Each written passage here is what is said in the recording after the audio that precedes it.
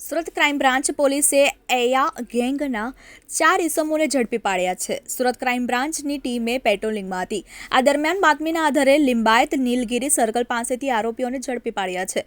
પોલીસે આસિફ ઉર્ફે એયા, અઝીઝ ગુલામ શેખ, અફઝલ ઉર્ફે ખજૂર, અલાઉદ્દીન શેખ, ઇસરાઇલ ઉર્ફે ડેની, યુસુફભાઈ ચૌહાણ અને ઇમરાન ઉર્ફે સોનુ સલીમ શેખને ઝડપી પાડ્યા છે.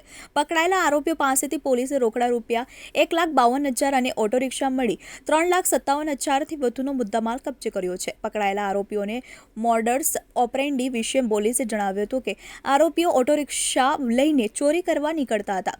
વરાછા, કાપોદ્રા, પૂણા પોલીસ મથક જેવા વિસ્તારોમાં ચોરી કરતા હતા. વહેલી સવારના 4 વાગ્યાની આસપાસ railway station, bus station, luxury stand, સરદાર માર્કેટ પાસે એકલ દોકલ જતા પેસેન્જરોને રિક્ષામાં બેસાડી તેઓની નજર ચૂકવી બેગમાંથી અથવા તો ખિસ્સામાંથી રોકડા રૂપિયા સેરવી લેતા હતા. પકડાયેલા આરોપીઓ વિરુદ્ધ સુરતના વરાછા પોલીસ મથકમાં એક ગુનો નોંધાયેલો હતો. હાલ પોલીસે આરોપીઓ પાસેથી રોકડા રૂપિયા 1,52,000 કબજે કર્યા છે. પકડાયેલા આરોપીઓ ગુનાહિત ઇતિહાસ ધરાવે છે, જેમાં આરોપી અઝીઝ ઉર્ફે એયા ચોરીના ગુનામાં પાસામાં ધકેલાયેલો છે. ભાવનગરમાં વર્ષ 2008માં પાસા થયા હતા, જ્યારે રાજકોટમાં વર્ષ 2010માં પાસા થયા.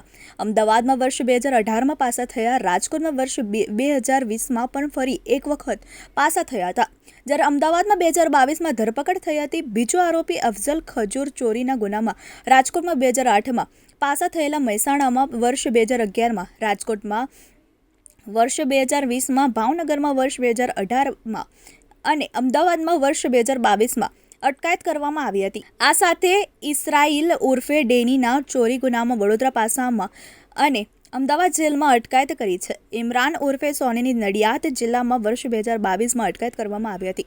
પકડાયેલા આરોપીઓ વિરુદ્ધ સુરતમાં વર્ષ 2007થી સલાબતપુરા, પૂણાગામ, ખટોદરા, વરાછા, લિંબાયત, સુરત રેલવે સ્ટેશન સહિતના પોલીસ મથકોમાં ચોરીના ગુનામાં અગાઉ પકડાઈ ચૂક્યા છે. સુરતમાં આરોપીઓ વિરુદ્ધ અલગ અલગ પોલીસ મથકમાં 18 ગુનાઓ નોંધાયેલા છે, ત્યારે 4 વખત પાસા હેઠળ ધકેલાયો છે. હાલ પોલીસે આરોપીઓની ધરપકડ કરી તેમના વિરુદ્ધ અન્ય કોઈ ગુનાઓ નોંધાયેલા છે કે કેમ તે દિશામાં તપાસના ચક્રો ગતિમાન કર્યા છે.